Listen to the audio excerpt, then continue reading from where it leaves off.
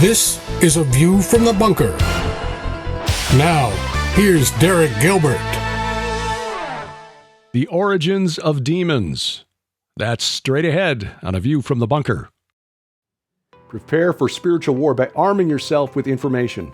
Take advantage of these specials through March that dig deep into the Bible to help you make sense of the chaos around us. First, our Veneration Bundle, our 2 co-authored books plus the travelogue DVDs from our Israel tours. An $85 value, just $45 plus shipping and handling. The Second Coming of Saturn Bundle, featuring my book and the 13-part companion DVD, a $50 value for just $35 plus shipping and handling. The This Is War special offer, featuring the Second Coming of Saturn, 4 DVDs, and 7 hours of audio interviews with Bible scholar Dr. Michael Heiser, a $145 value for just $75 plus shipping and handling. And the Gilbert Fiction Collection, all 8 novels in Sharon's Red Wing Saga series plus my 2 novels, a $200 value for just $140 plus shipping and handling. These offers are available through March only at our online store, gilberthouse.org/store. And again, we thank you for your prayers and support. Demons are all over the New Testament. It's one of the main focuses, priorities of Jesus' ministry. But where do they come from? Welcome to A View from the Bunker. I'm Derek Gilbert. Thank you for subscribing. If you are watching on YouTube, please click that little bell and get notifications. But even better than that, download our free app. Get our app. It gets you all of our video content. These weekly programs, our weekly Unraveling Revelation broadcast, and our 2 podcasts, our weekly Bible study, the Gilbert House Fellowship, and our PID radio program, which Peering into Darkness, what that stands for. The broadcast that began in 2005 continues to this day and is what started us down this path, this mission that we follow. All of that contained on our app, which also contains a Bible module, an audio Bible with multiple translations, no less, and a calendar of our upcoming events and more. You'll find a link at our website, VFTB.net, but also gilberthouse.org/app. That's easier to remember, gilberthouse.org/app. Get the free app, and that way, if we do something that the gatekeepers of big tech don't like, we will still be coming straight to you. Well, the demonic realm, we started on this last month in our Iron and Myth session, and we found that we just didn't do the topic complete justice. We got a lot of good feedback, but also some good constructive criticism, questions that needed to be answered, that we should have addressed. Why did Jesus spend so much time casting out demons during his ministry after we see no examples of demon exorcism in the Old Testament? There are a few references to demons. We talked about that last week. Hebrew words like shedim and seirim translated as demons into the New Testament, but nothing like Jesus and the apostles casting demons out of people in the Old Testament. The closest we get is Saul, who was plagued by an evil spirit, tormented by an evil spirit, and was soothed when David played his lyre. That's not quite the same thing as spiritual warfare and deliverance ministry. Joining us this week to tack up the thread where we left it last time, the pastor of the Reformed Baptist Church of Northern Colorado in Boulder, the author of Giants, Sons of the Gods, Conspiracy Theory, and many other books. You'll find him online at douglasvandorn.com. Pastor Doug Van Dorn, best-selling author, screenwriter, award-winning screenwriter, no less, author of the fiction series that we highly recommend, undergirded by the Divine Counsel research of Dr. Mike Heiser, Chronicles of the Nephilim, Chronicles of the Watchers, Chronicles of the Apocalypse, Brian Godawa, online at godawa.com, and the director of the Institute of Biblical Anthropology, author of such books as Interview with the Giant, Ethno-Historical Notes on the Nephilim, his website, burtonbeyond.com, and tioba.org, which is for the Institute of Biblical Anthropology, tioba.org, Dr. Judd Burton. Gentlemen, welcome. I think we all agree that after the last episode, as fascinating as it was, we still left things hanging. And judging by the comments we got after the show, which were mainly positive, there were questions that we didn't get to during that hour. So we need to jump back, take a step back before we move from demons onto the angelic denizens of the spirit realm. What yet do we need to cover regarding demons, Brian? Well, you know, one of the listeners, I got a shout out to him. He's a reader of mine, and he he asked me questions about, well, don't he listened to the episode and he said, don't you believe that, demons are the spirits of the dead Nephilim? And I thought, well, we all believe that, but we never really brought it up. And even though, again, the whole question is how much do you have to recover with this, depending on your audience. And I always like being basic and like sort of doing the basic stuff over and over again because I need that myself. So I thought, well, we went down that rabbit hole. We started to talk about that, but then we went down these cool rabbit holes. And I don't think we ever got back to the fact that, all of our discussions, all of us tend to believe the Second Temple concept that demons are spirits of the dead Nephilim. And it's important because in the Bible, it doesn't actually say where evil spirits come from. It just says evil spirits. So there's no real definition of their origins, right? But there are plenty of, but I would argue that there are some things implied, but there are plenty of Second Temple, literature that does believe that demons are spirits of the dead Nephilim, which means the Nephilim that were cursed before the flood, that was one of the reasons God brought the flood, those beings were half human, half angels. They're hybrid, and they're considered to be evil in Scripture. They're never really considered to be anything other than evil, as far as I know, as far as I've understood. But that curse becomes the curse that also moves on into the Promised Land when Joshua arrives. But the idea there was God judges those beings, and the flood is part of that, right? But the Nephilim still come into play theologically later on, and they're the ones that are the giants. The Anakim are they come from the Nephilim. That's in Numbers, 13? It says they come from the Nephilim. One doubter, one skeptic, tried to attack me and say, you're a heretic, whatever, because there are no Nephilim. The Bible doesn't have Nephilim after the flood, right? Only before the flood. And I'm like, well, technically, yeah, but if you look at the language, the only other place where the word Nephilim shows up is when Joshua's describing the giants, and he says the Anakim, which are also connected to which are also considered Rephaim, come from the Nephilim, which, like, that could be interpreted in many ways, but I see that as a genetic connection. But you don't have to. You can just consider it a theological connection if you want. But the point is those creatures, the Bible is definitely saying they are connected ontologically and in their evil to the Nephilim before the flood. And why is that important? Well, what's that important is that the Second Temple then, and we'll read a couple passages, but I just want to kind of lay out the basic idea. So the Second Temple then makes the argument that that's what demons are. Because why? Because demons are because Nephilim are hybrid creatures. They exist on Earth, but when they die, here's my theory. This isn't explicit, and this is some speculation, but in trying to make sense of it, right? Why do they think this? Well, because a human goes to Hades when it dies and cannot escape, but angels or spirits do not. And angels tend to be in the heavenly realms, or at least, in the Elohim realm, right?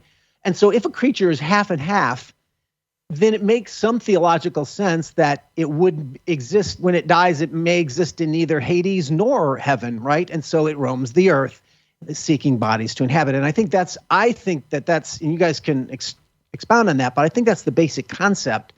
And I want to talk later about why that's important to the New Testament. But right now, do you guys have some passages from the Second Temple that you can quote to just sort of explain that? Yeah, I think the most important one is probably the most overlooked, which is the Septuagint. Because for whatever reason, we consider that, I guess, the scripture, but it's technically Second Temple literature. 2nd, 3rd century BC, when these guys are translating the scripture, and they are very, very clear when they translate Genesis 6 that this is talking about angels, and go on down the line to just about any other of the passages. So that's the most important thing that you can say, and the reason why that matters so much is because the New Testament authors quote the Septuagint all the time as scripture. Whereas anything else that we would be quoting, Jubilees or Enoch or Baruch or whatever, they're never quoting that as scripture. So you're talking about the sons of God, right? Right. Yeah. As being angelic, right? Yeah. Now, mentioning First Enoch, that's where we get the idea explicitly that the spirits of the giants destroyed in the flood are demons. Specifically, First Enoch beginning at chapter 15, verse 8.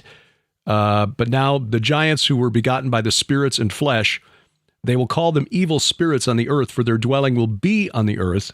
That's verse 11 or verse 8. Go to verse 11 now. Verse 11. And the spirits of the giants lead astray. This is the by the way, this is the Hermania. Is that right?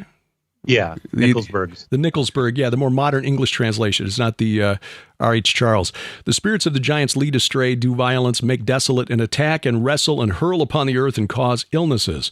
They eat nothing, but abstain from food, and are thirsty and smite. These spirits will rise up against the sons of men and against the women, for they have come forth from them.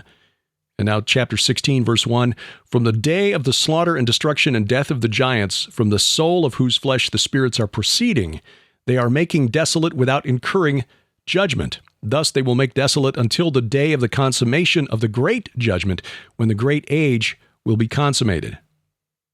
So basically, they're condemned to wander the earth, tormenting humanity, for which they will not be punished until the day of the great judgment. Now, I want to point out one qualification. I believe that in our in our camp of those who do sort of understand the supernatural interpretation of the sons of God, the Nephilim giants, the camp of people who are into that stuff. I think oftentimes we too readily find these Second Temple literature examples, and we accept them immediately as fact, almost like they're scripture, right? Right. And I think it's very dangerous to do that. And I don't approach things that way. But one of the reasons why but I believe it's reasonable to accept this as a strong, really the only good explanation that I know of. I'm not saying it's scripture, is because I've just been going through Jude this week and 2 Peter. Jude very clearly talks about this Jude not only quotes from the book of First Enoch, but Jude draws other conceptual terms. This was something that I actually drew from Doug Van Dorn. When he dies, I will give this at his eulogy, that I learned that phrases like waterless mists, and in particular, the wandering stars, these are terms that are used in Jude, and those are references to the Enochian watchers, right?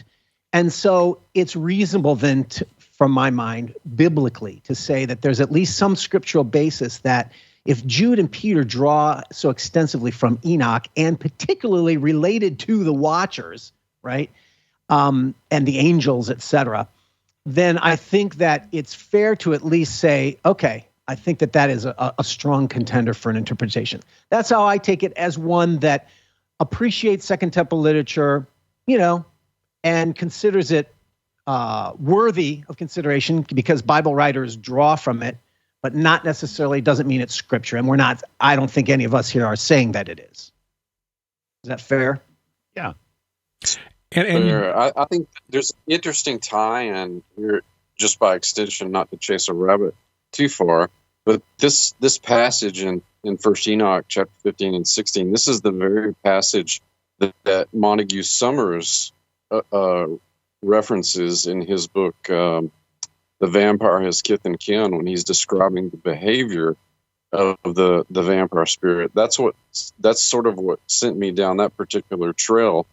Was when I read Summers' book in college, and it was just a passing reference, but he tied that sort of behavior, the vampiric behavior, to the pre-flood world. Not only the traits and behavior, but the judgment that was handed down to the Nephilim and what they were to become in the post-flood world.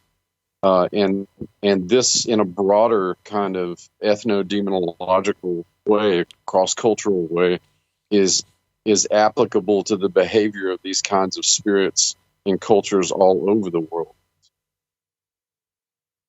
And coming back to the Septuagint, Doug, we talked last time about that section of Ezekiel 32, the reference to the mighty chiefs, but in the Septuagint they're referred to as the giants who are in the midst of Hades, the midst of Sheol. And then verse 27 in Ezekiel 32 in the Septuagint, they slept with the giants who had fallen from eternity. So we've got that sense there in Ezekiel 32 in the Septuagint translation that the Jewish scholars who translated it from the Hebrew understood that it was the spirits of the giants who were in Sheol, not explicitly calling them demons, but at least showing that they're still active. Right. Yeah. So, and there's one also, I've done some research on this, and I found like 5 or 6 passages in the Dead Sea Scrolls. Unfortunately, I can't quote them because it's like 4Q 510 verse 5, right? So right. But anyway, there's a phrase, if you can trust me on this, look it up for yourself, but there's a phrase that the Dead Sea Scrolls commonly uses of demons, and they call them spirits of the bastards.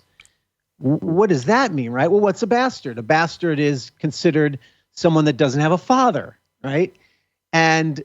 And so they're in their doesn't have a human father would be the logical understanding within this context. You look up those passages, they're talking about the Watchers and they're talking about demons and such, and they call them the spirits of the bastards. So the idea there is that they don't have a human father; they have an angelic father, a spirit father, and so because of that makes them bastards in terms of holiness. Because of course, a lot of the Dead Sea Scrolls talk a lot about holiness. I'll just give you one here, and then I'll mention a bunch of them, and then I'll make a comment on it. So this comes from the Testament of Reuben, and the dating of this is 2nd century BC, and that's coming from the Charlesworth pseudepigrapha edition. And those guys are not conservative, so I like to go with their dating for these kinds of things for that reason.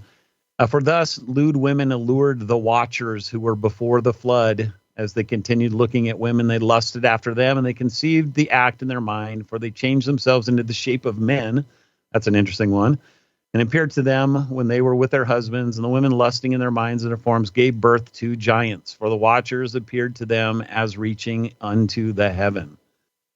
Testament of Reuben. So we got Testament of Naphtali. We've got Sirach. We've got 3rd Maccabees, the Damascus document, Genesis Apocryphon. Philo talks about this. Pseudo-Philo talks about this. 1st Enoch, Jubilees. 2nd Enoch, 3rd Baruch. Josephus takes this view. The Sibyls take this view. The oracles.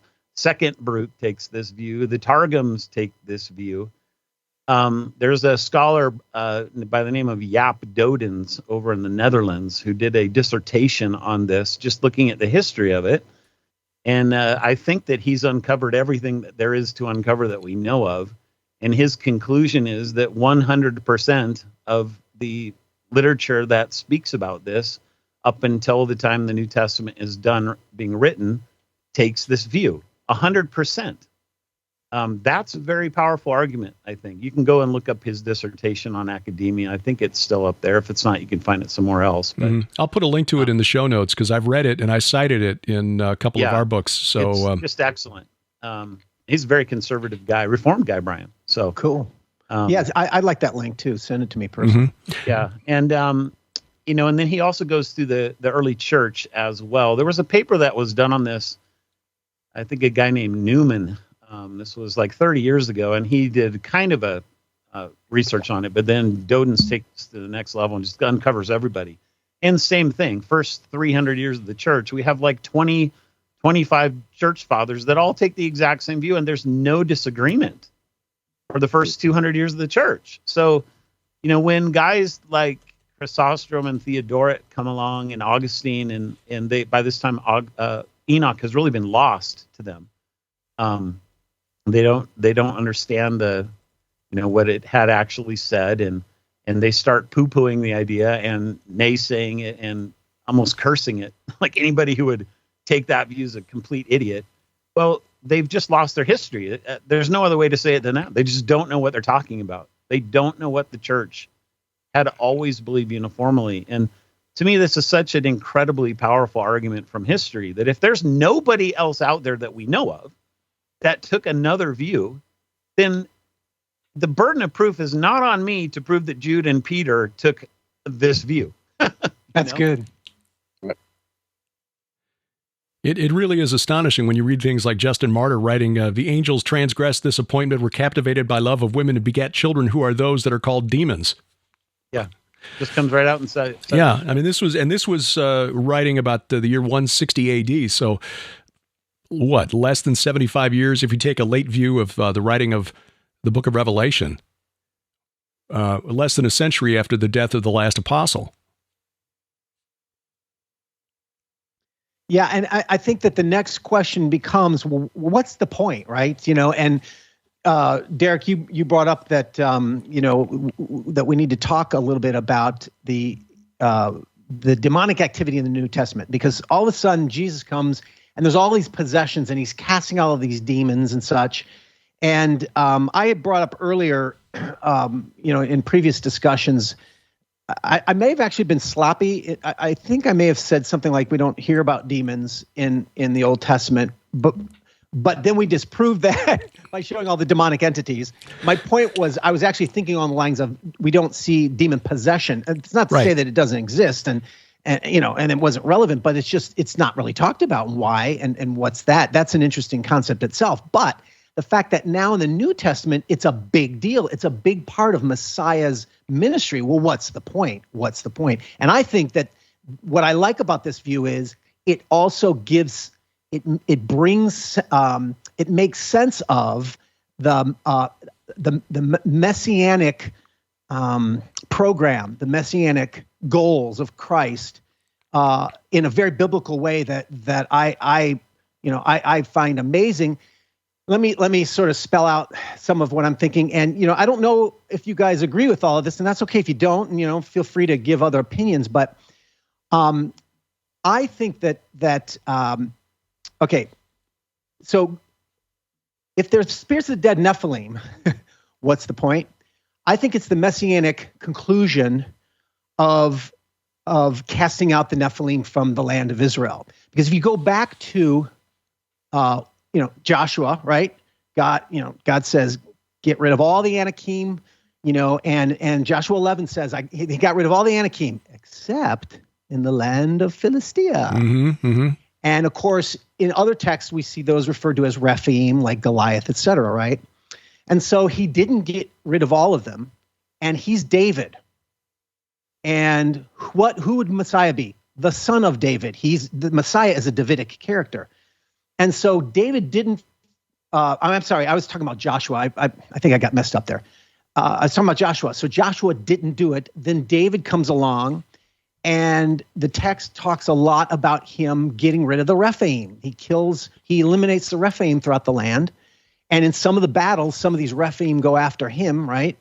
And but he ends up wiping them out. And biblically speaking, you don't hear about the giants anymore, described as Rephaim at that point. You don't hear about the giants anymore. And David did that. So when Messiah comes along as the son of David, as the ultimate fulfillment of that same kind of ministry, Messiah, there's that whole intervening period, which of course shows that Israel needs to be cleansed and Israel needs to find their God, and God's going to bring in the Gentiles. That whole thing, and the gospel comes with Messiah. That's one thing, but Messiah then is to come into the land and get rid of those, so to speak, cleanse the land in a way that David did. And that's why I think it's relevant of the demonic activity. That's the last vestiges of this evil Nephilim that was supposed to be cleansed, because Messiah is coming in to cleanse the land for his reign and rule. Now, there's an Old Testament passage. There may be more. I haven't done extensive, study on this. And it's in Zechariah 13, and there are differing interpretations, I realize, of Zechariah, but I certainly see it's a messianic passage, and it says, Zechariah 13:1. On that day there shall be a fountain opened for the house of David. There it is, and it's messianic. And the inhabitants of Jerusalem to cleanse them from sin and uncleanness. So whatever one's interpretation of that is, it's certainly Messiah cleanses the inhabitants of Jerusalem from sin and uncleanness. And so what I'm drawing from that is Messiah brings that cleanness, which also involved healing, right? And this was where the reader had actually mentioned this to me. I thought, oh yeah, we didn't address that in the New Testament, the word for unclean spirit, which is what demons are, right? Unclean. Well, it has many different applications and different interpretations, but one aspect of uncleanness is that mixture, that the holiness code, which goes throughout the whole Torah. It's even in Genesis, we have holiness of separation, right? So holiness was a key factor, and uncleanness, which made you unclean, you could not be in the presence of God, right? Involved not just sicknesses, but also this hybridness, mixing cloths and all that stuff, right? So the unclean, this mixed spirit, could very well. Can I interject something just real quick? Sure. Yeah, I don't mean to dominate. I was going to try to wrap that up quick, but go ahead. I may be able to. I may actually be able to do that with just pulling on that thread more. If you weren't going to make that, I was going to bring up the unclean spirit usage. Now, go for it. That you're right about. You're so on point about the ritual purity aspect, the ceremonial purity aspect, because one of the phrases, and we've discussed this a number of occasions before, but one of the phrases that's used something like 30 times in the New Testament for these demonic spirits is unclean spirits. Pneumaton catharton. Yeah, pneumaton and catharton. That's from we get the catharsis. Catharsis from katharizo, the Greek for cleansing and purging. So, it's not even a debatable issue to my mind, just looking at it from the linguistic point of view, that's what's being drawn together here, that ritual impurity, the muddied pedigree, hybrid pedigree of these things.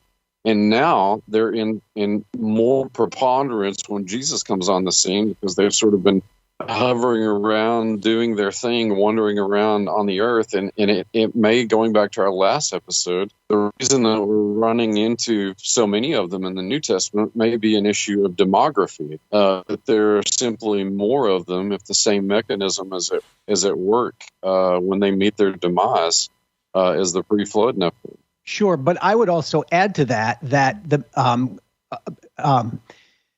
why would they be? Well, in a very real sense, Jesus actually called that generation to which he called them the most wicked generation, right? And that generation, who rejected Messiah, would be more worsely judged than Nineveh, right? And stuff like that. And so that first generation that rejects Messiah has a specific evil that is the highest handed evil, spiritually speaking, of Israel. And it's Israel itself, Israelites themselves, who have that. And so that's why I would think that it would be because remember how Jesus says, the spirit leaves someone and then it gets 7 more wicked spirits and comes back, and he says, that's this generation. He literally says, that's this generation. And I think it's linked to rejecting Messiah, basically. Mm-hmm. I'll give you guys a couple things to think about. One, I bet you haven't heard before, but just to preface it with, for whatever reason, the last couple weeks, I decided to go back to the Giant book. And this is exactly what I've been reading about for 2 weeks, because I'm going to put out a 10th anniversary edition of this thing. Oh, cool. I'm adding some chapters and a whole bunch of new material. So I'm excited about that. But the whole point of that book was to give a biblical theology of giants. I don't think anybody ever tried that before. And starting with Genesis 3:15, that's the whole point. There's this seed, this war between the seeds, and it climaxes with Christ. I wanted to say one thing about kind of between David and Jesus. I think you see in the book of Esther kind of a movement towards the spiritual realm with this. In that case, it would be more metaphorical, but you're seeing kind of the getting rid of the actual physical Rephaim in the land, and you're moving to this weird story with this woman whose name is Star, and her uncle whose name is Little Man, and the enemy is a guy who's an Amalekite, who's a giant, comes from the giant tribe, and Haman, who's the enemy, he builds this gigantic gallows, right? They're like 80 feet tall, and ironically, he's the one who ends up dying on it. And so it's like you see this almost transition in the book of Esther to then move out of that physical realm to the spiritual realm with what Jesus is doing. And the last thing I wanted to say was dealing with your different kinds of seed and cattle and the mixing of kinds there. So for whatever reason, I preached through Leviticus 3 or 4 years ago, came across the work of a scholar named Mary Douglas. She argues that the book of Leviticus is written as kind of a pattern poem. So like you can go to old Greek poems and they would actually write out the poem to look like an altar through the words. And then the poem would be about an altar. So the book of Leviticus, she argues, and then another scholar named Moshe Klein, is that Leviticus is taking you on a journey through entrance to the tabernacle, into the courtyard. All the things at the beginning of the book are dealing with courtyard stuff. And then you have this warning passage, which represents the curtain into the holy place. That warning passage is the Nadab and Abihu story.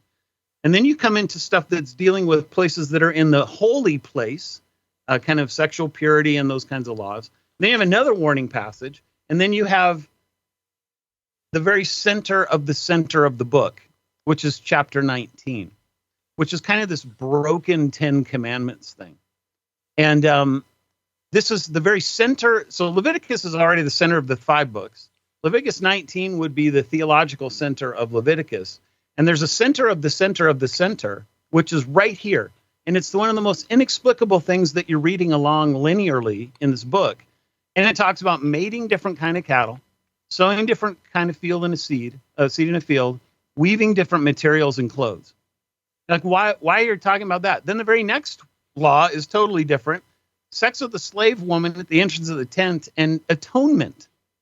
And then the very next one is this planting of trees and then not being allowed to eat fruit until the 4th year.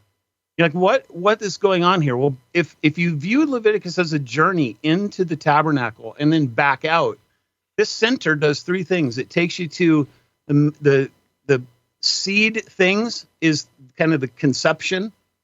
Then you have this pregnancy that's gone, and then you give birth to it in the planting, and then you're able to make your way back out. But the very beginning of this is this mating of different kinds of things, and it's like that is forbidden. You're not supposed to do that. And how strange then that you come to the New Testament with these unclean spirits that are these, by their very nature, they're mixing of the kinds. They're the definition of what unholiness is. And so Jesus has to cleanse them from the land of Israel, which is itself God's temple. Has to purify it. So, I mean, biblically, theologically, it's so rich what Jesus is doing with these demons that it's really almost mind-blowing. There's another element that, that is, I think, is powerful. The seed of the serpent, the seed of the woman. That's another theme. Crushing the head of the serpent is a theme that is carried throughout many instances when someone's being killed. A particular, I don't have the passages with me, but I've read these studies where they've talked about these passages of, I don't know, it was Abimelech or someone killing someone with a stone, crushing their head. But even Goliath, right? I mean, in the forehead, crushing the head with the stone from David's sling, right? And Golgotha, which some scholars have argued, biblically, David brought the head of Goliath into Jerusalem. Doesn't say what he did with it, but then Golgotha may very well be translation, they call it place of the skull, Goliath's skull, so it may very well be that the cross was over Goliath's skull. Right. And that blood then, is the ultimate in that sense, I argued that in my book, The Second Coming of Saturn, and cited our friend Zev Porat, who when we were there last time, he's in Tel Aviv, so he's on the ground, and he can do this kind of research on site. And so and being an Israeli, they tend to be a little more assertive than most of us Americans. We tend to be a little more polite. And so he just basically told our tour guides, we're going to stop the bus here. And so we got out in a parking lot, and he explained why this was the actual crucifixion site. And because it was Golgotha, the place of a skull. Whose skull? Goliath's skull. And people are just like, really? So, yeah. Wow. Right outside the Church of the Pater Noster, which he also believes is where the burial tomb of Jesus was. Really interesting Very tour. cool. But I just a note here. I've been working on a screenplay about Christ. I can't talk about who for, but I actually try to bring that in, the whole Goliath skull thing and everything. I don't know if they're going to keep it, but I'm trying to bring that motif into the movie. We'll see if it sticks. Oh, they've got to keep that. That's how could you not want that? Just the way it reverses so many things right there on the Mount of Olives. I mean, when David was fleeing from Absalom, he stopped on the summit of the Mount of Olives, according to 2 Samuel. But the word translated summit is rosh, meaning head. So top of the head of the Mount of Olives, where David stopped as he's fleeing from Absalom. And it also mentions in that verse in 2 Samuel where God was worshipped, but it's where Elohim, where God or where the gods, because later Solomon puts high places up there for Molech, Chemosh, and Astarte. And then later Jesus, of course, is crucified, buried, descends to proclaim victory over the spirits in prison, and rises again from that very same place. Yeah. So I think that what's cool about this is we're proving, at least from our biblical understanding, there's a deep theological thread that's very glorifying of Christ and of God, and very biblical, that is very sort of supported and affirmed through this notion of the demons are the spirits of the dead Nephilim. Again, you're free not to accept that if it's not in the Bible. And there are many Christians who, well, if it's not in the Bible, I don't believe it. I used to be like that, but not so much anymore. But I do agree, though, with the principle that, well, I can believe it, but I'm not going to believe it with the same commitment that I do of a scriptural statement. But our scriptural theology that we're just talking about here really lends a support to that view. Sure. It would be my argument. Yeah. Amar Anus wrote a paper about 1999 titled, Are There Greek Rephaim? And he points out that the pagans also understood that this was the origin of the daemons. Now, of course, they had a different view of those spirits. Hesiod wrote in Works and Days, first of all, the deathless gods who dwell on Olympus made a golden race of mortal men who lived in the time of Kronos when he was reigning in heaven. Now, if we take Kronos as king of the Titans to be a Shemiyaza, the watcher chief who led the rebellion of the sons of God in Genesis 6, okay, then Kronos cast down to Tartarus, like Peter said the sinning angels were cast down to Tartarus, 2 Peter 2, verse 4. The words translated mortal men in Greek, moropes anthropoi. Anus showed moropes derives from the same Semitic root where we get the word Rephaim. And then I think that's important, Derek, because especially when you go to the Septuagint, and so when they're using language like gigantus, that's the word they're translating. They know full well what people understand when they read that word. They could have chose a different word that wouldn't have been full of mythological underpinnings, but they don't. They do this all the time. Right. And or in so 2 Samuel, doing that, aren't they hearkening to the Greek worldview and kind of tipping the hat to, yep, this is our take on it. Well, sure. And in 2 Samuel 5, where they translate Valley of Rephaim as Valley of the Titans in the Septuagint. And then Hesiod goes on to say, by the way, after the earth covered this generation, they are called pure spirits, or daemons, dwelling on the earth, and are kindly, delivering from harm and guardians of mortal men. So the Greeks had a little different idea of these spirits than the Hebrews did, the Jews did. But I just think it's so fascinating that the Greeks and their worship of heroes like Herakles and Perseus derives from the Amorite, Canaanite veneration of the Rephaim. Yeah, absolutely. And for so many years, decades really, scholars knew about the sort of material impact that Orientalizing, or two major Orientalizing periods were the ancient Near East and the Levant impact. It ebbs and flows, but there are two main ones. One during the sort of Mycenaean into the Dark Age period, and then there's another period of Orientalizing that begins around the time of Hesiod and Homer, and then continues through the early 5th century, so like late Archaic period, early Classical period. And most of the scholarship for the longest time dealt with just like, oh, well, you can see these little decorative images on their pottery, and their economic philosophies were changed by the maritime traffic and this, that, and the other. But it's only been within the last couple of decades that you start to see just what an impact on the religious vocabulary and the religious ideation that the Greek world had. It was derived directly from the ancient Near East. I mean, yeah, they thought, a lot of them believed that their gods were from the East. We're finding more concrete evidence of that, more textual evidence of that almost every year. I mean, if you look at the feed on academia and some of the journal databases, this stuff is coming out with some regularity. Let me throw out some speculation here and see if you guys want to run with this. I don't know if we're going to get to fallen angels this session. Maybe it would be better we hold that off, because we just start taking a bite of that and then leave most of the apple for the next program. But Jesus came to earth as fully divine and fully human. Why was it necessary for him to do that? And did it have anything to do with the fact that the Nephilim were 50-50, semi-divine, semi-human, and nearly replaced humanity? It took our dominion of the earth that God had decreed for the children of Adam and Eve. Did he have to be fully human in order to reclaim our right to rejoin the divine council?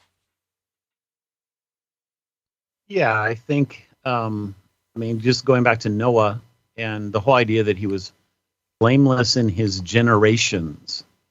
And there's so many different ways to translate that. You can have this kind of moral perfectionism sort of thing, like he was a perfect guy. Well, that kind of is debunked literally the first thing he does when he gets off the ark. So that's probably not what's going on.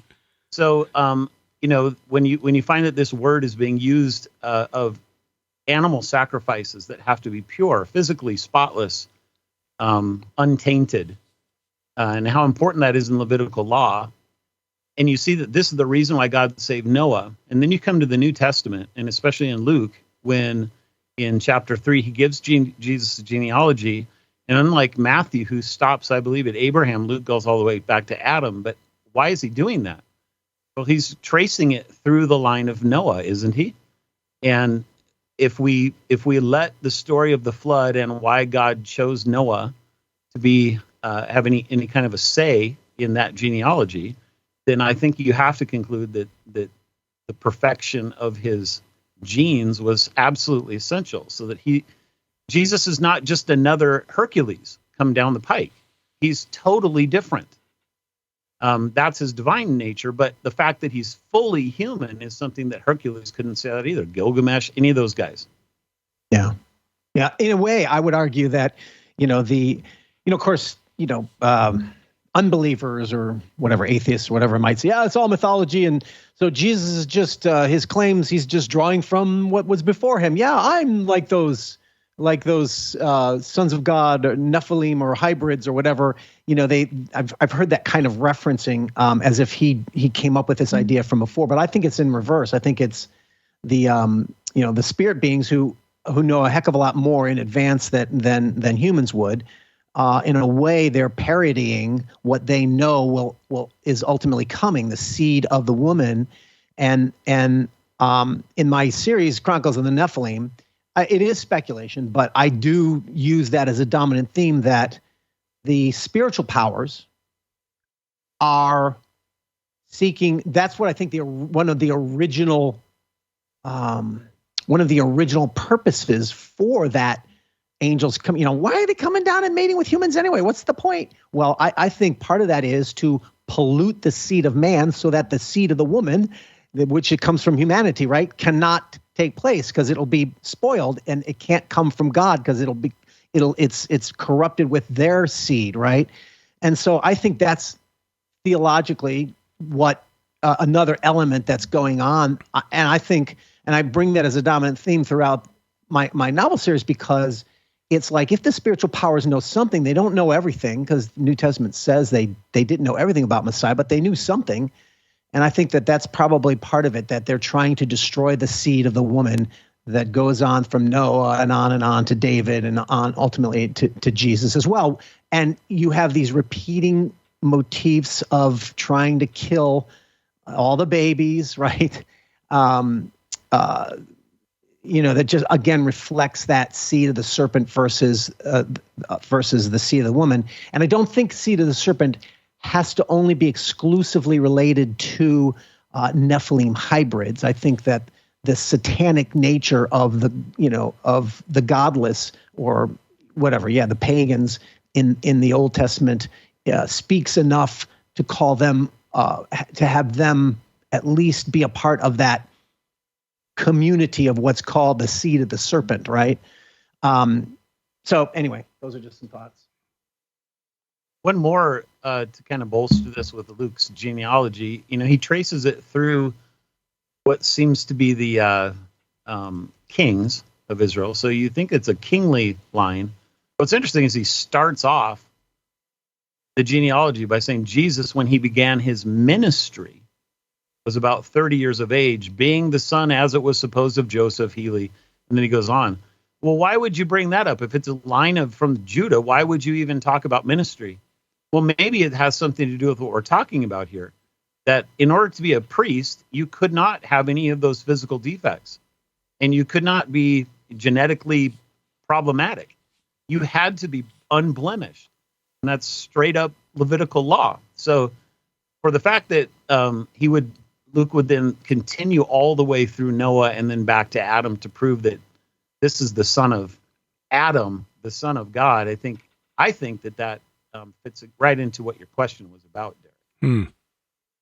So we need a fully human and of the line of David to sit on the throne of earth, as it were, something that the half-breeds would never be able to accomplish. And you need a full human in order to make that offering as the high priest of Israel. Right. That would be all itself an unblemished sacrifice, a perfect sacrifice.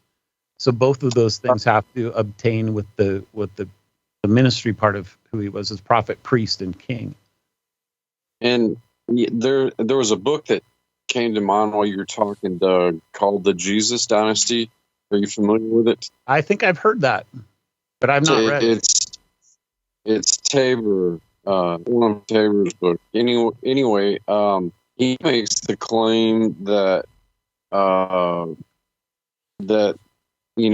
because Jesus is from Nazareth, the implication being there from the word Netzer, a branch of the Davidic line, that not only does he get the Davidic line from Mary, but his earthly father, of course, would be a distant relative as well. But Mary had Levitical ties as well. Yeah.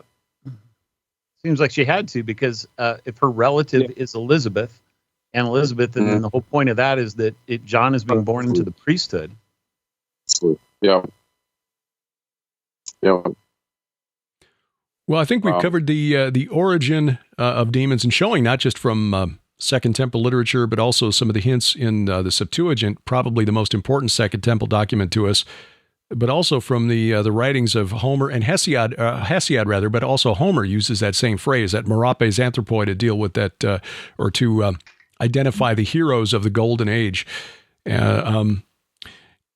Interesting when we step back and look at actual history and realize that there was a lot more interaction between the cultures around the Mediterranean than we've been taught. We sort of mentally put Israel in this little silo, unless we're reading about an invasion by the Egyptians or the Babylonians or the Assyrians or something. But they, in fact, were dealing with these cultures from the Aegean. The Philistines were probably of Greek origin or Proto-Greek origin. The Hivites of the book of Genesis were probably Achaeans or the Mycenaean Greeks. And from what we hear from the archaeologists working at the site of Tal el Hammam, which is 8 miles northeast of the Dead Sea and probably the site of ancient Sodom, the pottery there appears to be Minoan. So you got a lot of interaction between the areas where Greek religion later developed. So it shouldn't surprise us when we see these overlaps between the Bible and what we're told is mythology, the mythology of the Greeks and Romans.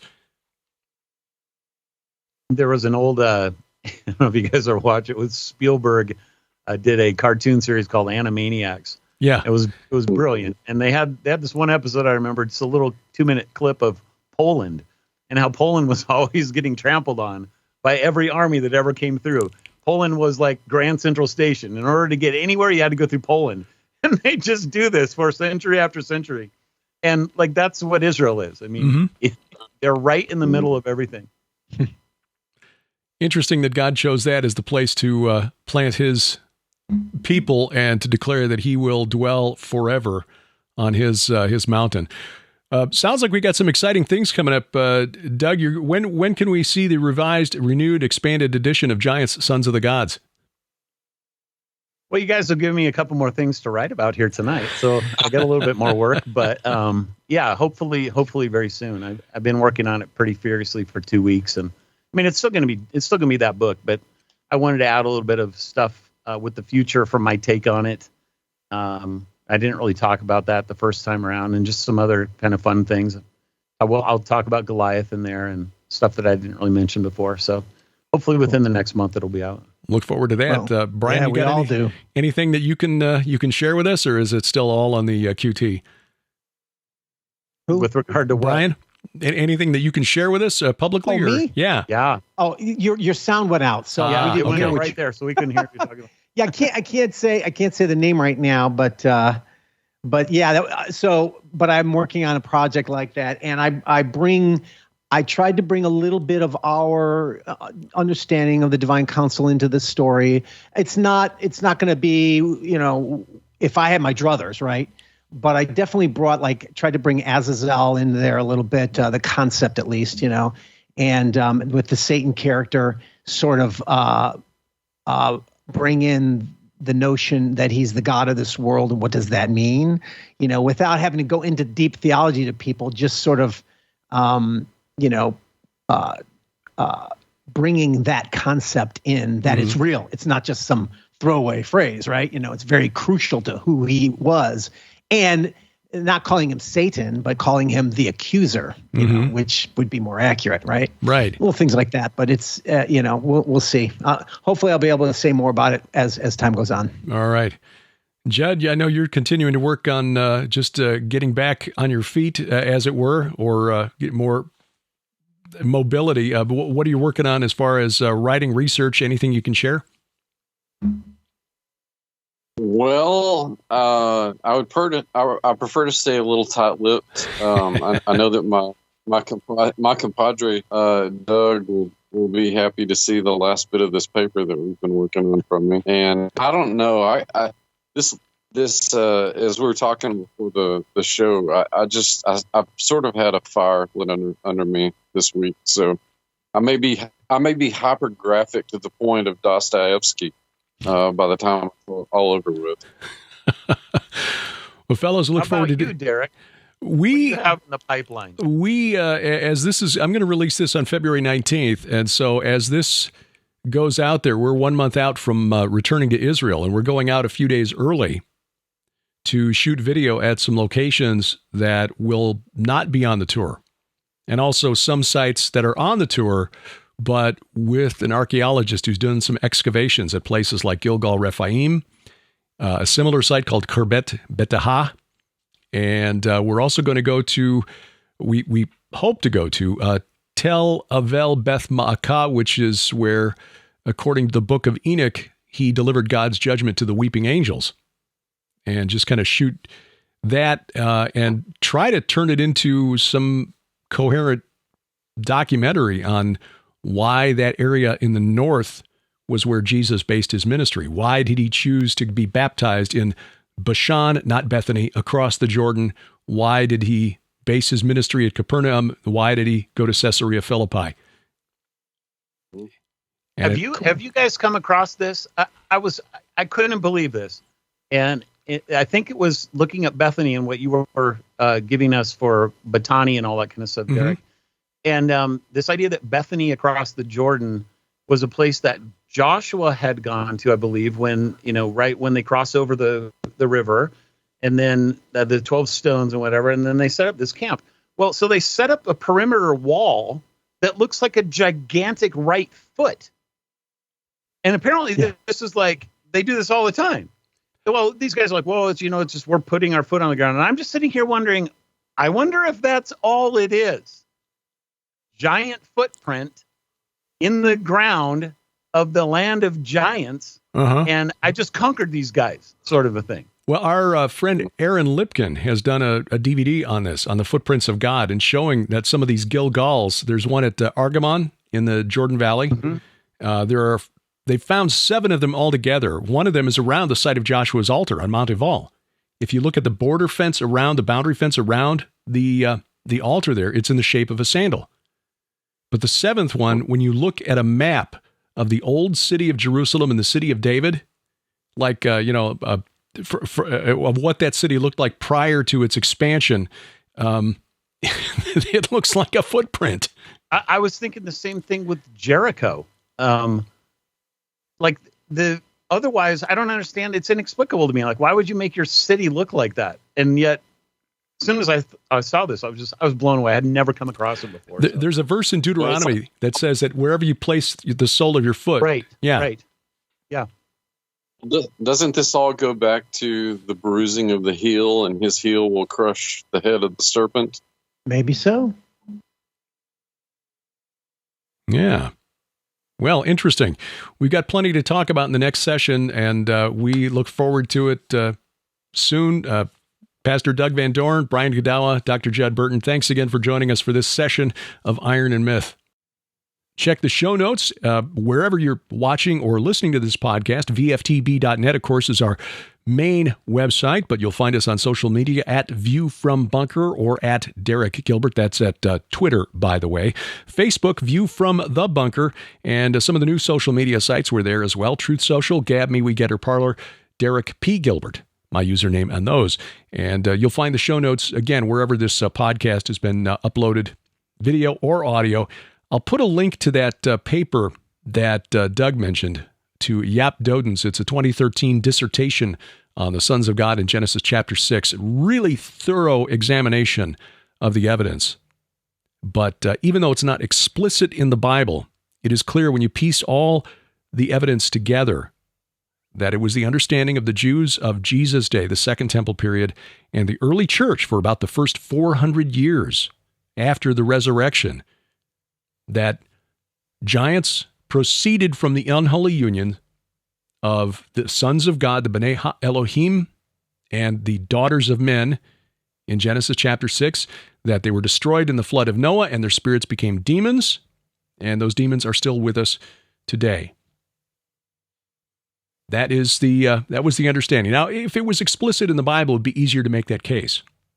But it's a good working theory, a good working hypothesis, and again, it was the default understanding. It was the consensus of the theologians of the very early church, and by that I mean the first few generations after the apostles.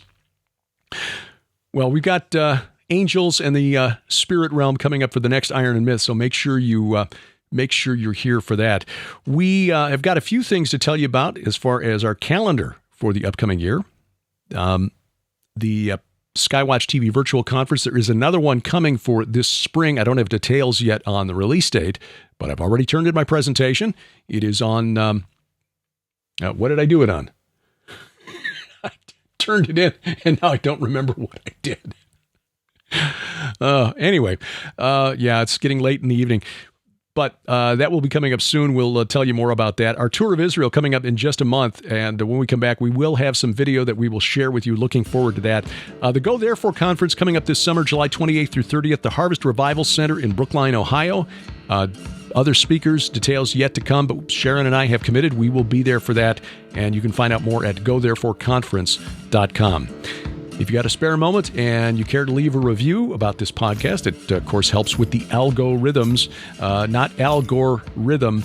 He's got no rhythm, less than me even. But algorithms, we can always use your help. Leave a review, Apple Podcasts, Google Podcasts, Amazon Music, iHeartRadio, Spotify, Spreaker, Stitcher, wherever fine podcasts are sold. And, of course, you can give us a thumbs up, a like at our Facebook page. Our announcer, the inimitable D.C. Good. And A View from the Bunker is a production of Gilbert House Ministries, released under Creative Commons Attribution, Non-Commercial, no derivatives, that is, 4.0 international license. We do this every week because we wrestle not against flesh and blood. I'm Derek Gilbert, and this is A View from the Bunker.